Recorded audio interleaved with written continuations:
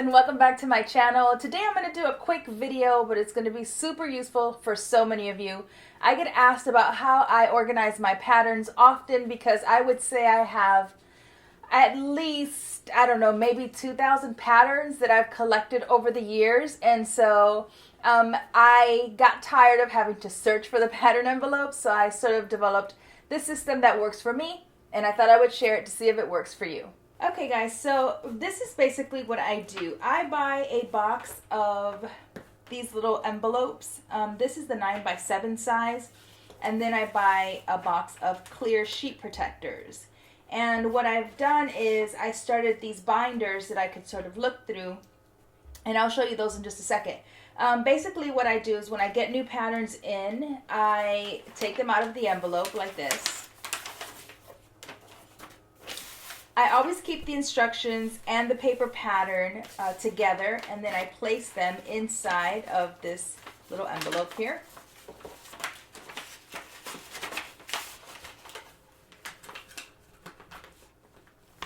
And then I print a label, or I just write on the corner the numbers. So this is a Vogue pattern. It's Vogue 1388. So I write V1388.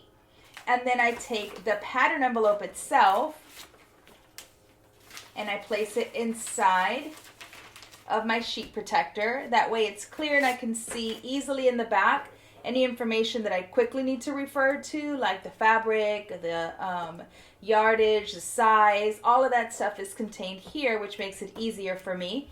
And then once I have my pattern envelope in my protective sleeve and I have the pattern and instructions in my envelope properly labeled, then I take the clear sheet and I place it inside of my binders.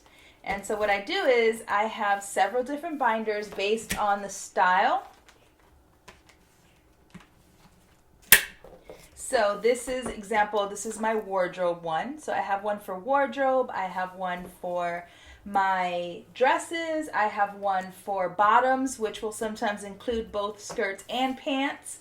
And then I have one for tops. And then I have a separate one for coats and outerwear.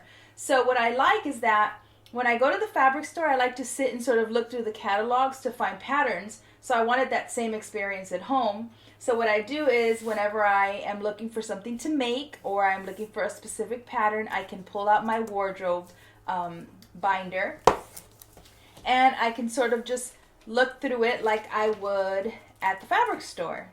And then when I find the one that I want, so for example, if I was looking for Vogue 1201, I would go to my banker's box that's where I store all of my envelopes. And I have them in order numerically and by pattern company so that I can easily find it. So let me show you how that works. So this is one of my pattern boxes, and every box is numbered and labeled. So this is Vogue 1027 to Vogue 1399, and I have boxes like this for all of my patterns. So unless you're like me and you have thousands of patterns, I have a place where I store all of my boxes and then I go look for them. But if you just have, you know, a couple of patterns and you can place them all in banker's boxes like this, then it makes it a whole lot easier. You might not have as many boxes as I do, but what I like about the banker's boxes is that I can easily fit 2 rows of pattern envelopes, and then they're all in order, like I said, numerically, so that when I'm looking for a pattern, I can simply look based on the number, and I can pull it rather easily, and then when I'm done with it, I can just place it back where it belongs, and then I can just store my box. And then that way, whenever I'm looking for a pattern, it makes it really easy to sort of look through my catalog of patterns, find the number, go to the box where I know that pattern is, pull it, use it, and then place it back, and it keeps my system in really great order, and it makes my having to look for patterns a whole lot more fun. Alright guys, I hope you found that useful. Make sure and follow me on Instagram if you're not following already, at Mimi G Style. Until next time, peace.